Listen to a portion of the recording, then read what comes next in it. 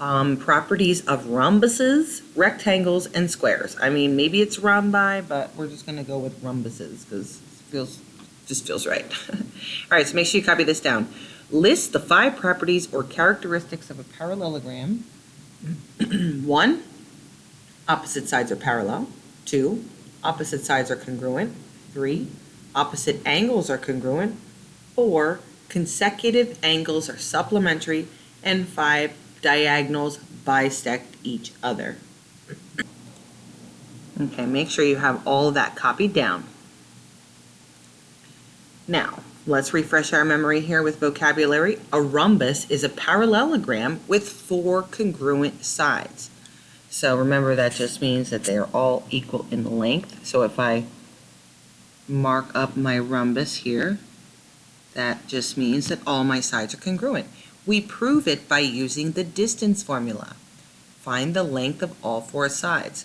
Another fact about a rhombus is the diagonals are perpendicular.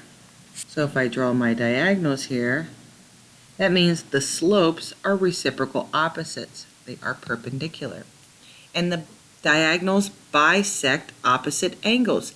That means they split the angles in half equally, okay? So if I would imagine angle B here, that purple line would be splitting it right in half, just like it would be splitting an angle A, it would split angle C, and split angle D. I guess all of these should have a different number of, I can't say that they're congruent, okay? Don't want my picture to be misleading, okay? So the facts are, in order to prove that it's a rhombus, you need to have all 4 sides of the same length. These are other extra facts. All right, let's talk about a rectangle. A rectangle is also a parallelogram with 4 right angles. That means that AB is perpendicular to AD. And DC is perpendicular to BC. And AB is perpendicular to BC, okay? Perpendicular lines form a 90-degree angle. They have negative reciprocal slopes. So you want to find the slope of all 4 sides. The diagonals are congruent. That means that DB is congruent to AC. DB is congruent to AC.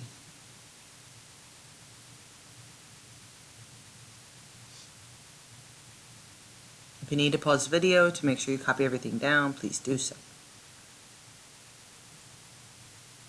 All right, now we're going to talk about a square. A square is also a parallelogram with 4 congruent sides, so it's similar to a rhombus. Okay, here's my 4 congruent sides. The other factoid that a square has is it also has 4 right angles, similar, excuse me, similar to a rectangle. So remember, to prove that they have 4 right angles, you just need to use a slope formula and prove that they are perpendicular, reciprocal opposite slopes. Another fun fact about a square is the diagonals are also perpendicular. So BD is perpendicular to AC. So there is a right angle here. AC is perpendicular, remember it's an upside down capital T, to BD.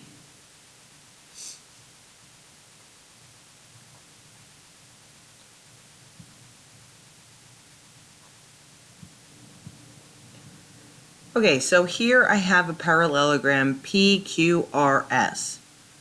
I have graphed it here on the coordinate plane. We need to decide whether it is a rectangle, a rhombus, or a square. Okay, so the first thing I want to think about is the slope.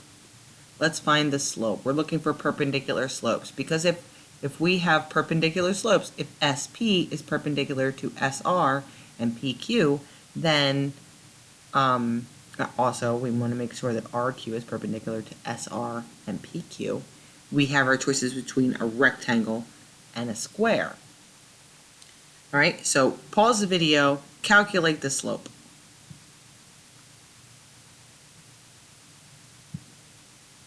All right, here's the slope. SR is undefined, right? We can't divide by 0. It's a vertical line. SP is 0. That's perpendicular, so we can go ahead and mark this up right here. Then PQ is also undefined, so that's going to be perpendicular to SP. And then QR is also 0, so that's going to fill in the rest of my corners here. They are perpendicular. All the angles are right angles. All right, now let's look at the distance or the length, okay? Because now we need to decide, is it, because it's no longer a rhombus, so we can get that out of there. Oh my goodness gracious, I'm so sorry, please forgive me. Since we have vertical and horizontal lines, we can count the units. Remember, we did that before. So SP is 1, 2, 3, 4, 5. PQ is 1, 2, 3, 4. Okay? They are not congruent. So it is not a rhombus and it is not a square. So I would say that PQRS is a rectangle.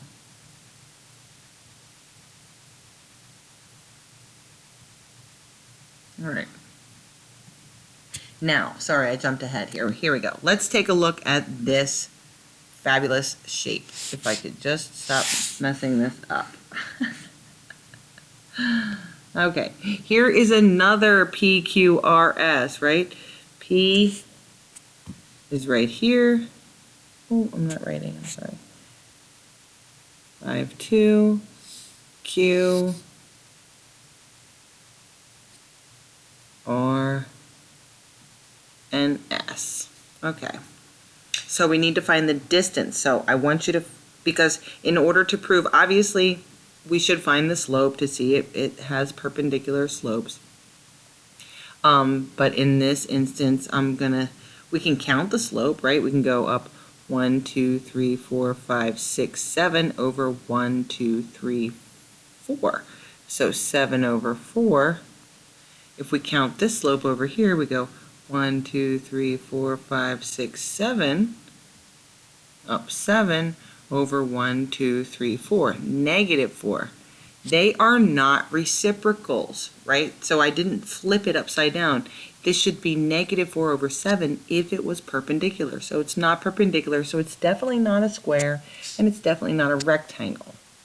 All right, so now we need to find the distance. We want to make sure that all 4 sides are congruent, because if they're not, then it's simply just a parallelogram. All right, so pause the video and apply the distance formula to all 4 sides and see if you get the same length. Okay, so I got QR is 65, square root of 65, QP is the square root of 65, PS is the square root of 65, and RS is the square root of 65. So that means all 4 sides are the same length. It is a rhombus. So PQRS is a rhombus. Sorry, I misspelled it there. All right, cool. Okay, so now you know what it takes to be a square, a rectangle, and a rhombus. All of those are underneath the parallelogram umbrella. And here is your assignment for tonight. Oh, hold on a second. All right, this is assignment number 47 on page 531, 19 to 29. You need to graph number 51. After this, you should be able to complete the following IXLs in geometry, N8 and N9. They have to do with rhombus, square, and rectangles. All right, if you have any questions, please send me a message. I will be glad to help.